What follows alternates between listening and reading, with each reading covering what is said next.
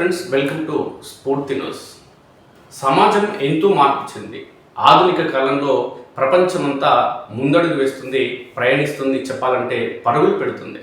భారతదేశానికి సంబంధించి స్వతంత్రం లభించి 7 దశాబ్దాలకు పైబడి 8వ దశాబ్దంలోకి అడుగు పెడుతున్న ఈ తరుణంలోనూ గ్రామీణ ప్రాంతాలకు సంబంధించి ప్రధానంగా దళిత కుటుంబాలకు సంబంధించి దాంట్లో ప్రధానంగా దళిత యువతులకు సంబంధించి నేటికి సైతం రక్షణ లేకుండా పోతుంది. మహిళలు అంటే కేవలం పని ప్రదేశాల్లో లేదంటే పాఠశాలల్లో కళాశాలల్లో అంటే చదువుకున్న ప్రాంతాల్లో పని ప్రదేశంలో మహిళలకు రక్షణ లేకుండా పోతుంది. దాంట్లో ప్రధానంగా దళిత కుటుంబాలకు సంబంధించినటువంటి నిరక్షరాస్యులైనటువంటి ఆ కుటుంబాలలోని కొంతమంది యువకులు ఈ మధ్య కాలంలోనే అంటే కొన్ని సంవత్సరాల కాలంలో వాళ్ళు చదువుకోవడం, పాఠశాలకు వెళ్ళడం, ప్రభుత్వ ఉద్యోగాలు చేయడం ప్రారంభించడం జరిగింది. ఈ పరిణామాల నేపథ్యంలో ఇప్పుడిప్పుడే అభివృద్ధి చెందుతున్నటువంటి దళిత కుటుంబాలపై దాడులు ఎప్పటికప్పుడు ఈ దేశంలో కోకొల్లలుగా వెలుగులోకి క్రమం తప్పకుండా వస్తూనే ఉన్నాయి. అలాంటి సంఘటన కల్వకుర్తి ప్రాంతంలో కూడా చోటు చేసుకుంది మిత్రులారా. అయితే దళితులపై దాడులు జరుగుతున్నా, అఘాయిత్యాలు జరుగుతున్నా చట్టాలు మాత్రం డబ్బులున్న వ్యక్తులకి, రాజకీయ నేతలకి, అగ్రవర్ణాలకి, కొంతమంది కులాలకు మాత్రమే చుట్టాలుగా మారినాయని కల్వకుర్తికి సంబంధించిన పోలీసుల వ్యవహార తీరు మరోసారి రుజువు చేసింది మిత్రులారా. అధికార పార్టీకి సంబంధించినటువంటి కాంగ్రెస్ పార్టీకి సంబంధించిన కౌన్సిలర్ల వ్యూహాలు ఎత్తులకు పై ఎత్తుల నేపథ్యంలో ఇవాళ కల్వకుర్తి ప్రాంతానికి సంబంధించినటువంటి దళిత యువతి కుటుంబం ఈరోజు ఎవరూ లేని దిక్కులేని పక్షిగా కుటుంబం ప్రస్తుతం కొట్టుమిట్టాడుతుంది మిత్రులారా. ఈ నెల 15వ తారీఖున కల్వకుర్తి పోలీస్ స్టేషన్ పరిధిలో ఫిర్యాదు చేసినప్పటికీ సదరు వ్యక్తి పైన చట్టపరమైన ఎలాంటి చర్యలు తీసుకోకుండా తాత్సారం చేయడం జరుగుతుంది. అయితే కేసు వివరాలకు వెళ్తే మిత్రులారా, కల్వకుర్తి ప్రాంతానికి చెందినటువంటి కల్వకుర్తి మండల పరిధి తోటపల్లి గ్రామానికి సంబంధించిన ఓ దళిత కుటుంబం కూలీనాలు చేసుకుని జీవనం సాగించడం జరుగుతుంది. తల్లిదండ్రులు ప్రధానంగా తండ్రి ఓ కుటుంబం దగ్గర జీతం చేస్తుండగా తల్లి వ్యవసాయ కూలీ పనుల కోసం వెళ్ళడం జరుగుతుంది. వాళ్ళ సంతానమైనటువంటి కూతురు 10th క్లాస్ కల్వకుర్తి పాఠశాలలో చదవడం జరిగింది. అనంతరం స్కూల్ మార్కుల నేపథ్యంలో కల్వకుర్తి మున్సిపాలిటీ పరిధిలోని మైనార్టీ స్కూల్లో ఆమెకి సీట్ రావడం జరిగింది. ఇంటర్లోనూ మంచి మెరుగైన ర్యాంక్ సాధించిన సదరు యువతి కొత్తూరు ప్రాంతంలో బిట్స్ బిలానికి సంబంధించిన కంపెనీలో పనిచేసేందుకు ఆమె అవకాశం లభించింది. అయితే స్కూల్ నుంచి వేధించడం మొదలుపెట్టినటువంటి ఓ యువకుడు కల్వకుర్తి మున్సిపాలిటీకి సంబంధించిన ఓ యువకుడు నిరంతరం వేధించడం అనేది జరుగుతుంది. ఈ పరంపరగత 5 ఏళ్లలో కొనసాగుతున్నప్పటికీ బయటపడితే తమ కుటుంబం విలువ పోతుందనే ఒక ఆలోచనతో ఆ యువతి కానీ కుటుంబ సభ్యులు కానీ ఎక్కడ కూడా పోలీసులకు ఫోన్ చేసిన దాఖలాలు లేవు. అయితే యువతి ఇంటర్ కల్వకుర్తి పూర్తి చేసిన అనంతరం కొత్తూరులో జాబ్ కోసం వెళ్ళిన క్రమంలో అక్కడ పనిచేసే క్రమంలో ఆ యువతిపై అక్కడికి వెళ్ళిన కల్వకుర్తికి చెందిన యువకుడు అక్కడ దాడి చేయడం జరిగింది. దాడి చేసిన నేపథ్యంలో గాయపడిన యువతి హుటాహుటిన తోటపల్లిలో ఉన్నటువంటి తండ్రికి ఫోన్ చేసిన నేపథ్యంలో తండ్రి ఇక్కడ నుంచి రాత్రి సమయంలో అక్కడికి వెళ్లేందుకు పరిస్థితులు లేని క్రమంలో, సొంత వాహనం లేని క్రమంలో రాత్రి సమయంలో వచ్చే అవకాశం లేదని చెప్పి అక్కడ స్థానిక పోలీసులకి సమాచారం ఇచ్చిన నేపథ్యంలో పోలీసులు సైతం యువతి తండ్రికి ఇక్కడికి ఫోన్ చేయడం జరిగింది. అయితే యువతి తండ్రి తమకు వాహనాలు వస్తే లేదని రేపు ఉదయం అక్కడికి రావడం జరుగుతుందని చెప్పడం జరిగింది. అయితే పిఎస్లో సదరు యువకునిపై కేసు నమోదు చేయకుండా పోలీసులు కల్వకుర్తికి తిరిగి పంపడం జరిగింది. పరిణామం నేపథ్యంలో అక్కడ యువతి వ్యవహార తీరు కావచ్చు, యువతి పైన యువకుడు వచ్చి దాడి చేయడం తదితర అంశాల నేపథ్యంలో మిగతా పనిచేసే వ్యక్తులకు ఇబ్బందికరంగా మారుతుందని చెప్పి అక్కడ డ్యూటీ నుంచి యువతిని తొలగించడం జరిగింది. తిరిగి తోటపల్లికి వచ్చిన యువతి కొన్ని నెలల పాటు గ్రామంలోనే ఉండి అనంతరం కల్వకుర్తి మున్సిపాలిటీ పరిధిలోని రిలయన్స్ మార్టులో పనిచేయడం ప్రారంభించింది. అయితే రిలయన్స్ మార్టులో పనిచేస్తున్న ఆ యువతి పైన మరోసారి రిలయన్స్ మార్టులోకి ప్రవేశించి సదరు యువకుడు దాడి చేయడం జరిగింది. అయితే రిలయన్స్ మార్టులో నిరంతరం జరుగుతున్నటువంటి దాడుల నేపథ్యం ఆ యువకుడు మార్టులోకి ప్రవేశించి దాడి చేయడం, కస్టమర్లను సైతం ఇబ్బందులకు గురి చేస్తున్న నేపథ్యంలో రిలయన్స్ మార్టులో సైతం ఆ యువతిని తొలగించడం జరిగింది విధుల నుంచి. ఇక చేసేదేమీ లేక ఇంటి వద్ద ఉంటున్నటువంటి యువతి అడపాదడప తన పనుల కోసం లేదంటే ఇంట్లో అవసరాల నిమిత్తం కల్వకుర్తికి వస్తున్న తరుణంలో మరోసారి యువకుడు బైక్ తో ఢీకొట్టడం జరిగింది. ఇదే కాకుండా 9వ తారీఖున తమ అమ్మమ్మ గారి లేనటువంటి ముచ్చర్లపల్లికి ఆ యువతి వెళ్ళడం జరిగింది. అయితే ముచ్చర్లపల్లి గ్రామానికి సైతం ఆ యువకుడు వచ్చి ఆ యువతి పైన తీవ్ర గాయాల పాలు చేయడం జరిగింది.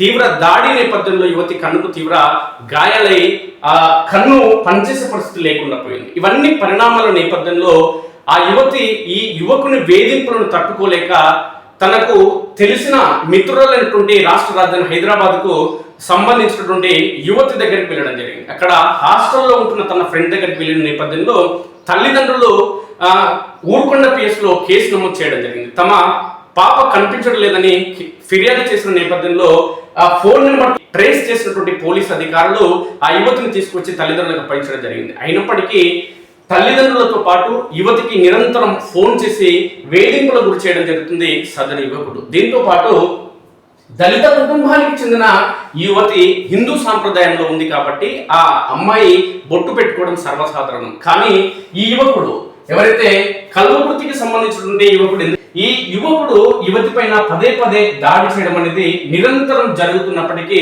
ఈ పరిణామాల నేపథ్యంలో సహించలేని ఇక భరించలేని ఈ యువతి ఇక కల్వకుర్తి పిఎస్కి వెళ్ళి కేసు నమోదు చేసిన నేపథ్యంలో ఇక్కడ కల్వకుర్తి డిఎస్పి ఎగ్జామినేషన్ కూడా అమ్మాయిని అంటే అమ్మాయి దగ్గర వివరాలు కూడా సేకరించడం జరిగింది.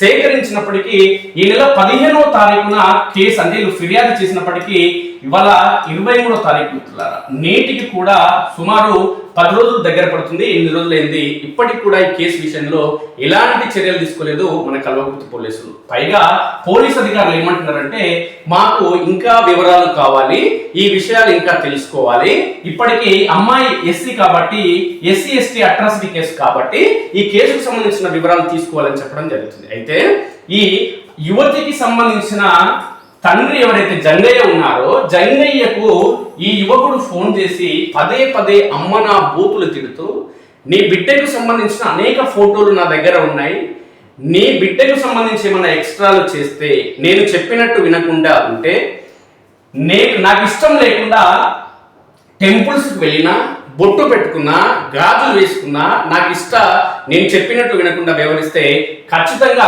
దాడులు చేస్తామన్న సంగతి చూస్తానని చెప్పి తండ్రితో అమ్మనా బూతులు అంటే యువతి తండ్రి జంగయ్యకు ఫోన్ చేసి అమ్మనా బూతులు తిట్టడం జరుగుతుంది ఆ యువకుడు. అవన్నీ రికార్డులు ఉన్నాయి వీళ్ళ దగ్గర. అమ్మాయి పైన దాడి చేసిన ఫోటోలు ఉన్నాయి, అమ్మాయిని దాడి చేస్తూ కూడా వీడియోలు తీసిన ఫోటోలు వీళ్ళ దగ్గర ఉన్నాయి. బాధితుల దగ్గర, జంగయ్య దగ్గర, ఈ జీతం పనిచేస్తున్నటువంటి జంగయ్య దగ్గర. ఈ జంగయ్య వేరొకరి దగ్గర జీతం చేసుకోవాలంటే రెక్కాడితే కానీ డొక్కాడిన స్థితిలో ఉన్నాడు కాబట్టి, లేదంటే రాజకీయ నాయకుల అండదండలు లేవు కాబట్టి, లేదంటే కమిషన్ ఏమైనా డబ్బులు ఇచ్చే పరిస్థితులు అతడు లేడు కాబట్టి వీళ్ళ బిడ్డ పైన ఇంత దాడి జరిగిన, భౌతికంగా దాడి జరిగిన అనేక సార్లు అంటే ఆ అమ్మాయి బయటికి వెళ్ళాలంటే ఎప్పుడు ఈ వ్యక్తి వచ్చి ఎక్కడి నుంచి వచ్చి దాడి చేస్తాడో అని భయంగా బిక్కుమంటూ ఈ సమాజంలో బతకాల్సిన పరిస్థితి నెలకొంది. అమ్మాయికి చదువుకునే దగ్గర రక్షణ లేదు, పనిచేసే దగ్గర రక్షణ లేదు, ఇంటికాడ వద్ద కూడా అమ్మాయికి రక్షణ లేదు. ఎందుకనంటే వాళ్ళ నాన్న పొద్దున లేస్తే రెక్కాడితే కానీ డొక్కాడని స్థితి, పేద కుటుంబం, దళిత కుటుంబం కాబట్టి అయినా పొద్దున లేస్తే జీతం చేయనిక పొలానికి వెళ్లాల్సి వస్తుంది. ఇక వాళ్ళ తల్లి ఆమె కూడా కూలీ పనులు వెళ్ళాల్సిన పరిస్థితి. ఇక మిగిలింది ఈ అమ్మాయి ఇంటి దగ్గర ఉంటుంది. వీడు ఎప్పుడు ఇంటి దగ్గరకు వచ్చి దాడి చేసాడో తెలియని పరిస్థితి. అంటే ఈ అమ్మాయి ఇంట్లో ఉండలేదు, ఏదైనా పని చేసుకుంటే అక్కడ పని చేసుకోలేదు, ఉన్నత చదువుల కోసం ఇంటర్ పూర్తి చేసింది, ఉన్నత చదువులను చదువుకుందామంటే అక్కడ చదువుకునే పరిస్థితి కూడా లేదు. ఆ అమ్మాయి ఎక్కడ పని చేస్తే అక్కడికి వెళ్ళి కొట్టడం జరుగుతుంది, దాడి చేయడం జరుగుతుంది. ఎక్కడ చదువుకునేందుకు వెళ్తే అక్కడ కూడా దాడి చేయడం జరుగుతుంది. కానీ మన పోలీస్ అధికారులు కానీ ఎక్కడ కూడా ఇంత చేసినప్పటికీ ఈ అమ్మాయి ఫోన్లో కానీ ఈ అమ్మాయి తండ్రి ఫోన్లో వాడు దాడి చేసిన సంఘటనలకు సంబంధించిన వీడియోలు కానీ వాడు మాట్లాడే మాటలు ఏవైతే బూతు భాష ఏదైతే ఉందో ఆ బూతు భాషకు సంబంధించినటువంటి అన్ని రికార్డ్ అయి ఉన్నప్పటికీ ఈ పోలీస్ అధికారులు ఎలాంటి చర్యలు తీసుకోకుండా నిర్లక్ష్యంగా వ్యవహరించడం జరుగుతుంది. 15వ తారీఖు ఫిర్యాదు చేస్తే ఈ రోజు వరకు విచారణ పేరుతో సమాచారం ఇంకా సేకరించాలనే పేరుతో దళిత కుటుంబానికి చెందినటువంటి ఈ జంగయ్యను అమ్మనాబూతులు తిట్టడం జరిగింది, బూతు పదాలతో వ్యవహరించడం జరిగింది, అసభ్య పదజాలంతో వ్యవహరించడం జరిగింది. అవన్నీ రికార్డులు జంగయ్య దగ్గర ఉన్నాయి, జంగయ్య బిడ్డ ఫోన్లో కూడా ఉన్నాయి. అయినప్పటికీ ఈ సమాచారం అంతా తెలుసుకున్నప్పటికీ కల్వకుర్తి పోలీసులు ఎక్కడ కూడా ఫిర్యాదు చేయడం లేదు. ఒక దళిత కుటుంబానికి సంబంధించి అమ్మనా బూతులు తిడుతూ బూతు పదాలు వ్యాఖ్యలు చేసినప్పటికీ అట్రాసిటీ కేసు ఇంకా నమోదు కాలేదంటే ఈ యువకునికి కల్వకుర్తి మున్సిపాలిటీకి సంబంధించినటువంటి భర్త ఈ యువకుని కుటుంబంతో సన్నిహిత సంబంధాలు ఉన్న నేపథ్యంలోనే ఇవాళ కేసు నమోదు కాకుండా పోలీసుల దగ్గర పైరవీలు చేయడం జరుగుతుంది మిత్రులారా. పైరవీలు చేస్తూ ఈ యువకుడు ఆ యువతి చదువుకునే ప్లేస్ లో పని ప్రదేశ ప్లేస్ లో లేదంటే ఆమె ఇంటి దగ్గర దాడి జరుగుతున్న ఆ యువకుని పైన కేసు అనేది జరుగుతలేదు మిత్రులారా. కేసు నమోదంటే డబ్బున్న వారికే చట్టాలు చుట్టాలుగా మారుతాయని పదే పదే అనేక పేద వర్గాలకు సంబంధించినటువంటి బడుగు బలహీన వర్గాల ప్రజలు అప్పుడప్పుడు ఆవేదనతో చెప్పడం ఎందుకు అంటే ఇలాంటి సంఘటనలు గుర్తొచ్చిన సమయంలోనే చెప్పడం జరుగుతుంది మిత్రులారా. అంటే ఈ పాపకు ఎక్కడ కూడా రక్షణ లేకుండా పోయింది మిత్రులారా. రక్షణ లేని క్రమంలోనే చిట్ట చివరికి ఈవిడి బాధ భరించలేక ఇవాళ ఫిర్యాదు చేసింది. ఫిర్యాదు చేసిన ఈ పోలీసులు ఇలాంటి చర్యలు అనేది తీసుకోవడం లేదు మిత్రులారా. ఈ పాప అంటే స్కూల్లో కానీ కాలేజీలో కానీ పరిస్థితి అంటే చదువుకునే పరిస్థితి లేదు, పనిచేసే పరిస్థితి ఒక ప్రదేశంలో, లేదంటే ఇంటికాడ ఉండే పరిస్థితి లేదు. ఎక్కడున్నా దాడి చేయడం, ఫోన్ చేసి వేధింపుల గురి చేయడం, అసభ్య పదజాలంతో దూషించడం, అటు నీ బిడ్డకు సంబంధించినటువంటి వీడియోలు ఫోటోలు నా దగ్గర ఉన్నాయి అని చెప్పి అసభ్య పదజాలంతో ఆ యువతి తండ్రిని సైతం వేధింపుల గురి చేయడం, ఇవాళ కుటుంబానికి కంటి మీద కునుకు లేకుండా చేయడం జరుగుతుంది. ఈ సదరు యువకుడు కల్వకుర్తికి సంబంధించినటువంటి ఈ కాంగ్రెస్ పార్టీకి సంబంధించినటువంటి కౌన్సిలర్ భర్తకు సన్నిహితంగా ఉన్నటువంటి ఆ కుటుంబానికి సంబంధించిన యువకుడు ఇవాళ ఈ కాంగ్రెస్ పార్టీకి సంబంధించిన కౌన్సిలర్ భర్త చేస్తున్న వ్యవహార తీరుతో ఇవాళ దళిత కుటుంబానికి సంబంధించిన కుటుంబం ఇవాళ బతకలేని పరిస్థితి ఈ కల్వకుర్తి ప్రాంతంలో చోటు చేసుకుంది మిత్రులారా. ఈ రాజకీయ పార్టీలకు సంబంధించిన నేతల వ్యవహార తీరుతో ఇవాళ పోలీసు శాఖ పైన ప్రజలకు నమ్మకం లేకుండా పోయే పరిస్థితి నెలకొంది మిత్రులారా. ఇప్పుడు నేను సూచించేది అంటే ఇవాళ అగ్రవర్ణ కులానికి సంబంధించినటువంటి రాజకీయ అధికార కాంగ్రెస్ పార్టీకి సంబంధించిన రాజకీయ నేతల వ్యవహార తీరు ఇవాళ దళిత కుటుంబాల భక్తులను చిన్నాభిన్నం చేస్తున్నాయి మిత్రులారా. ఇవాళ అగ్రవర్ణ కులానికి సంబంధించిన కౌన్సిలర్ భర్త ఎవరైతే ఉన్నారో ఇవాళ ఈ దాడికి పాల్పడుతున్న యువకునికి మద్దతుగా నిలవడం జరుగుతుందో కేసు నమోదు చేయకుండా ఈ కల్వకుర్తి పోలీస్ స్టేషన్ లో పైరవీలు చేయడం జరుగుతుందో ఈ పైరవీలు చేస్తున్న ఈ కౌన్సిలర్ భర్త అగ్రవర్ణ కులానికి సంబంధించిన వ్యక్తి. ఇవాళ దాడి జరిగింది దళిత కుటుంబానికి సంబంధించిన యువతి. ఎట్లా జరిగింది దాడి? చదువుకునే దగ్గర, ఆమె నడుచుకుంటూ వెళ్ళినా, ఇంట్లో ఉన్న, పని ప్రదేశంలో ఉన్న ఇంత దాడి జరిగి ఈ దళిత యువతి ఈ ప్రపంచంలో ఈ సమాజంలో బతకలేని పరిస్థితి నెలకొంటే దాడి చేసిన ఈ వ్యక్తి పదే పదే దాడి చేస్తుంటే, భౌతిక దాడి చేస్తుంటే, మానసికంగా వేధింపులకు గురి చేస్తుంటే ఇలాంటి యువకుని పైన చట్ట ప్రకారం చర్యలు తీసుకోకుండా ఈ అధికార కాంగ్రెస్ పార్టీకి సంబంధించిన కౌన్సిలర్ భర్త అడ్డుకోవడం, ఈ రాజకీయ నాయకుడికి కల్వకుర్తి పోలీసులు వత్తాసు పలకడం నిజంగా సిగ్గుచేటు మిత్రులారా. ఈ సమాజంలో పోలీస్ అధికారులు ఒకసారి మీరు అర్థం చేసుకోవాలి మిత్రులారా. ఎందుకు అంటే పోలీసులకు సంబంధించి మీరు డ్యూటీకి సెలెక్ట్ అయ్యేందుకు మీ అమ్మా నాన్నలు ఎంత కష్టపడి మిమ్మల్ని చదివించి ప్రయోజకులు చేసి పోలీస్ డిపార్ట్మెంట్లో మీరు జాయిన్ అయినప్పుడు మీ అమ్మా నాన్నలు, మీ అక్క చెల్లెలు, మీ కుటుంబ సభ్యులు, మీ బంధుమిత్రులు ఇవాళ మా బిడ్డ, మా కొడుకు లేదంటే మా అల్లుడు పోలీస్ డిపార్ట్మెంట్లో ఉన్నాడంటే సమాజం కోసం సేవ చేస్తాడని వాళ్ళు ఎన్ని కలలు అంటున్నారు. కానీ ఇవాళ మీరు ఏం చేస్తున్నారు? అగ్రవర్ణ కులాలకు తొత్తులుగా మారి రాజకీయ పార్టీలకు సంబంధించిన నేతలకు వత్తాసు పలుకుతూ అధికార పార్టీ నేతలకు తొత్తులుగా మారి వాళ్ళ దళిత వర్గాలు కానీ బీసీ బహుజన వర్గాలకు సంబంధించిన ప్రజలు అఘాయిత్యాలకు గురవుతున్నా, మానసికంగా శారీరకంగా దాడులకు గురవుతున్నా వాళ్ళని పట్టించుకునే నాతుడు లేకుండా పోవడమే కాకుండా ఇవాళ కేసులు పెట్టినా ఈ దళిత కుటుంబాలకు సంబంధించిన యువతులు కేసులు పెట్టినా కేసులు అయితే లేవు అంటే చట్టాలు ఎవరి చేతుల్లో ఉన్నాయి మిత్రులారా. చట్టాలు ఎవరికి చుట్టాలుగా మారుతున్నాయి మిత్రులారా. ఈ యువతికి సంబంధించిన వీడియోలు ఇవాళ కల్వకుర్తి ప్రాంతంలో సంచలనంగా మారడం జరిగింది మిత్రులారా.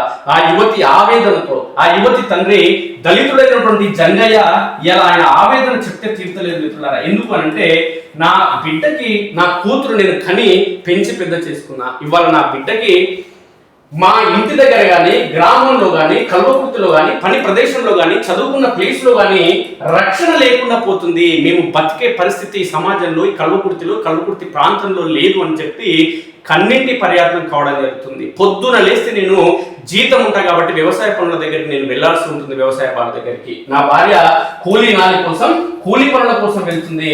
నా బిడ్డ ఇంటి దగ్గర ఉంటే ఎప్పుడు వచ్చి వాడు దాడి చేసాడో తెలియని పరిస్థితి.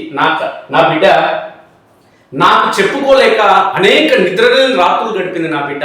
ఇవాళ యువతి కూడా చెప్పడం జరుగుతుంది. ఏం చెప్పడం జరుగుతుందంటే, యువతి నువ్వు చేసే దాడులకు సంబంధించి, నువ్వు చేసే దౌర్జన్యాలకు సంబంధించి మా కుటుంబ సభ్యులకు చెప్తానంటే, కుటుంబ సభ్యులైనటువంటి అంటే యువతి తండ్రికే ఫోన్ చేసి యువకుడు ఏమంటాడంటే, నీ బిడ్డనే నాకు ఫోన్ చేసి నన్నే ఇబ్బందులకు గురి చేస్తుంది, నీ బిడ్డకు ఫోన్ చేసి నాకు ఫోన్ చేయొద్దు అని చెప్పు బెదిరి అని చెప్పి యువతి తండ్రికి యువకుడు ఫోన్ చేసి చెప్పడం జరుగుతుంది. ఒకవేళ ఈ యువకునికి యువతి కనుక ఫోన్ చేస్తే ఇదే సమాచారం యువకుని కుటుంబ సభ్యులతోనో లేదంటే వాళ్ళ ఫ్రెండ్స్ తోనో లేదంటే ఇలా కుటుంబ సభ్యుల దగ్గరకు వచ్చి ఆ యువతి కుటుంబ సభ్యుల దగ్గర వచ్చి చెప్పొచ్చు కదా. కానీ ఈ యువతి తండ్రి అయినటువంటి జంగయ్యతో అసభ్య పదజాలం, అత్యంత బూతు మాటలు మిత్రులారా.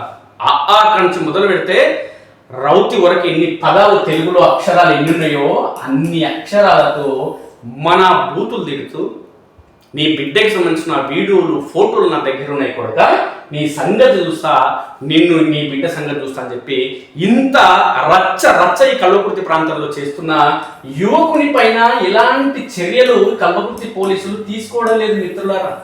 ఎందుకంటే ఈ కాంగ్రెస్ పార్టీకి సంబంధించినటువంటి అధికార పార్టీకి సంబంధించిన ఎమ్మెల్యేనో లేదంటే ఎంపీనో లేదంటేనో ఈ పార్టీకి సంబంధించిన నాయకులు ఎవరైతే ఉన్నారో, కాంగ్రెస్ పార్టీకి సంబంధించిన నాయకులు, ఈ నాయకులే ఇక్కడ ఉన్నటువంటి డిఎస్పీని కానీ, ఇక్కడ ఉన్నటువంటి సిఐని కానీ, ఇక్కడ ఉన్నటువంటి ఎస్ఐని కానీ ట్రాన్స్ఫర్ చేసిన, బదిలీపై ఇక్కడికి తీసుకొచ్చిన వీళ్ళ ఆధ్వర్యంలో ఉంటుంది, అధికార పార్టీ ఆధ్వర్యంలో ఉంటుంది. కాబట్టి అధికార పార్టీకి సంబంధించిన నాయకులు చెబితేనే కేసులు నమోదవుతున్నాయి.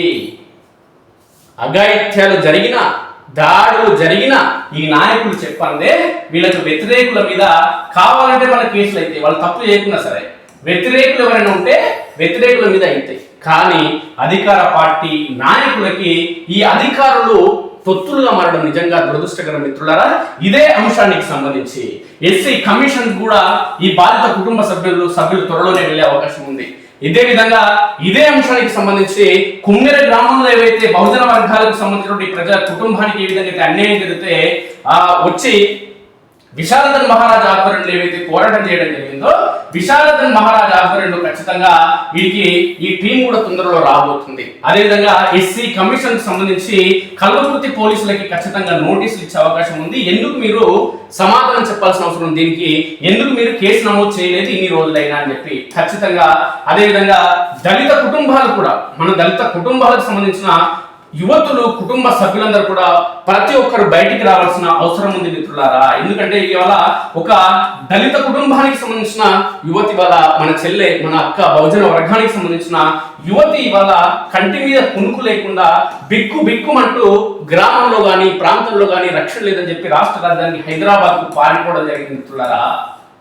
అంటే పోలీసుల దగ్గరికి వెళ్ళినా రక్షణ లేదు, అమ్మానాన్న దగ్గర ఉన్న రక్షణ లేదు, ఫ్రెండ్స్ దగ్గర ఉన్న రక్షణ లేదు. ఈ ప్రాంతం నుంచి తప్పించుకొని పోతే వేరే ప్రాంతానికి పోతేనే రక్షణ ఉంటుందని చెప్పి రాష్ట్ర రాజధాని హైదరాబాద్ పోతే మళ్ళా ఫోన్ ట్రేస్ చేసి ఇక్కడికి తీసుకురావడం జరిగింది తల్లిదండ్రుల ఫిర్యాదు మేరకు. ఇక్కడ వచ్చింది కానీ కంటి మీద కునుకు లేదు.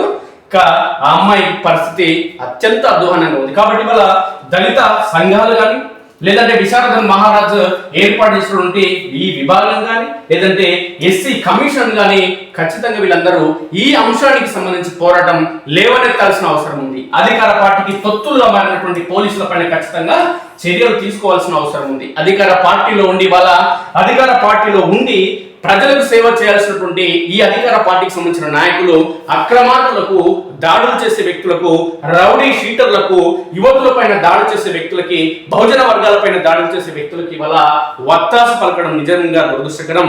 ఇదే అంశానికి సంబంధించి యువతి మాట్లాడిన మాటలు ఆవేదన పూర్తటువంటి అంశాలను ఒకసారి మనం చూడొచ్చు మిత్రులారా. మన స్ఫూర్తి న్యూస్ లో ఆ యువతికి సంబంధించినటువంటి ఆ యువతి కుటుంబ సభ్యులు వాళ్ళ తండ్రి జంగయ్య కూడా తన ఆవేదన పంచుకోవడం జరిగింది. మాకు రక్షణ ఇది, మా కుటుంబాన్ని ఆదుకుంటున్న ఎవరు, మేము చెప్తే ఎందుకు ఈ పోలీసులు కేసు నమోదు చేయడం లేదంటూ అని ఆ జంగయ్య అమాయకంగా అడుగుతుంటే సమాధానం చెప్పే పరిస్థితి మన దగ్గర లేదు మిత్రులారా.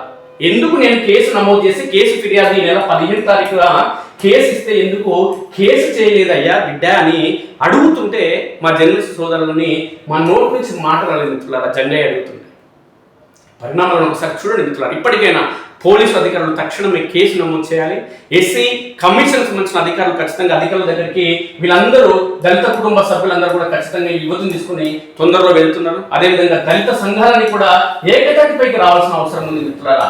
అన్యాయం జరిగింది, దాడి జరిగింది, ఆ యువతి పైన తీవ్ర ఇబ్బందులు ఆ యువతి కల్పించడం జరుగుతుంది. యువతి ఇంట్లో నుంచి బయటకు వచ్చే పరిస్థితి లేదు, ఇంట్లో ఉన్న రక్షణ లేదు, పని ప్రదేశంలో రక్షణ లేదు, లేదంటే చదువుకునే దగ్గర రక్షణ లేదు. కాబట్టి ఇలాంటి దుండగుడి పైన ఖచ్చితంగా చర్యలు తీసుకోవాల్సిన అవసరం ఉంది. కాబట్టి ఈ దుండగుడికి శిక్ష పడే వరకు సంఘంలోని ప్రతి ఒక్కరు కుల మత వర్గ లింగ విభేదాలు లేకుండా ఒక డబ్బున్న వ్యక్తి లేదంటే అగ్రవర్ణ కులానికి సంబంధించిన వ్యక్తి ఈ విధంగా దళితులపైన దాడి చేస్తే ఖచ్చితంగా ముక్త కంఠంతో సబ్బండ వర్గాల ముందుకు వచ్చి కదిలి పోరాటం చేయాల్సిన సమయం ఖచ్చితంగా ఆసన్నమైంది మిత్రులారా. మన ముక్త కంఠంతో ఖండించకపోతే ఈ దాడి ఈ ఇంటికి పరిమితమైన దాడి నెక్స్ట్ ఇంకో ఇంటికి పాకుతుంది, ఆ ఇంటి నుంచి ఇంకో ఇంటికి పాకుతుంది, ఆ ఇంటి నుంచి ఇంకో ఇంటికి పాకుతుంది మిత్రులారా. బహుజన వర్గాలకి సమాజంలో రక్షణ లేకుండా పోతుంది. కాబట్టి బహుజన వర్గాలన్నీ కూడా ఏకతాటిపైకి రావాలి. మనల్ని మనం ఖచ్చితంగా రక్షించుకోవాల్సిన అవసరం ఉంది మిత్రులారా.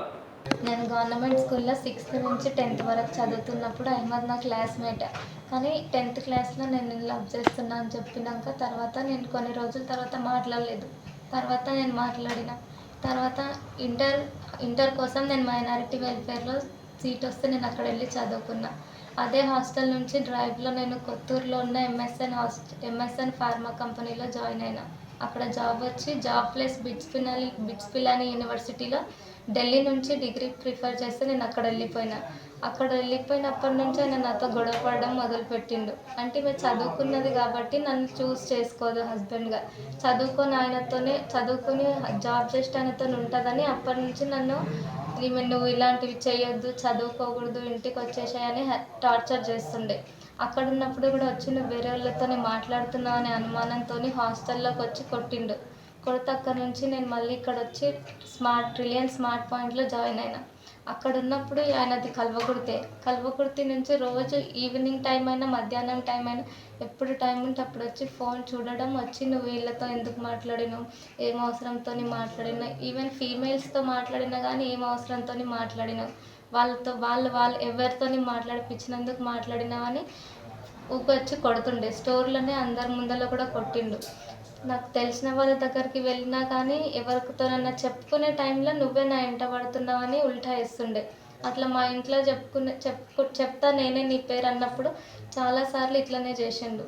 May 9th 2026 రోజు నేను మా అత్తమ్మ వాళ్ళ ఊరికి వెళ్తే అక్కడ కూడా మా బావ వాళ్ళ ఫ్రెండ్ వీడికి వచ్చిందని వాళ్ళే ఫోన్ చేసిరంట. అక్కడికే వచ్చి కొట్టిండు.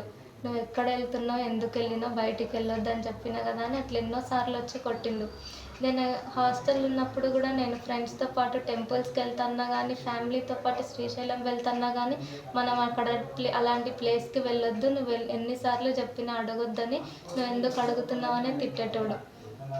పోలీస్ స్టేషన్లో మా అమ్మ మిస్సింగ్ కేసు ఇచ్చింది. నేను ఈయన కొడుతుండని వెళ్ళిపోయినా. ఎవరి దగ్గర ఉన్నా వచ్చి కొడుతుండు. ఇంటర్లోకి చెప్పుకుందామంటే ఉల్టా నా మీదనే వేస్తుండు. అట్లా అని చెప్పి నేను వెళ్ళిపోయినా. నేను అహ్మద్ వచ్చి కొడుతుండని ముచ్చర్లపల్లిలో ఉన్నప్పుడు అహ్మద్ వచ్చి నన్ను కొట్టిండు. అట్లా 2 days వెంటనే వచ్చి కొట్టిండు.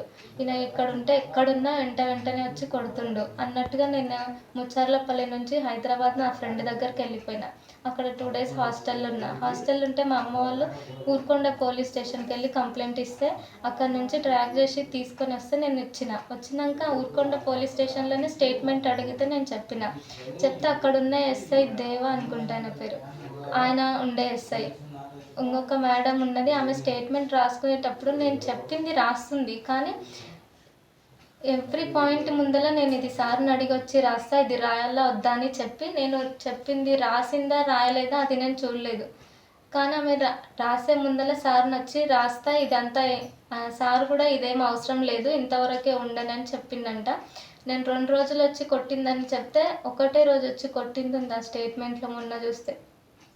తర్వాత డిఎస్పీ సార్ దగ్గరకు వచ్చినప్పుడు ఎగ్జామిన్ చేసిండు, అక్కడ కూడా చెప్పినాం కానీ ఇప్పటి వరకు అయితే ఏ యాక్షన్ కూడా తీసుకోలేదు. ఆయన ఎగ్జామిన్ చేసి తర్వాత నేను ఏమన్నా అవసరం ఉంటే కాల్ చేస్తా అన్నారు, కానీ యాక్షన్ వెంటనే తీసుకుంటామని అయితే చెప్పలేదు. నన్ను కొట్టి నా వీడియోలో నా ఫోన్లోనే తీసింది సార్ ఆయన.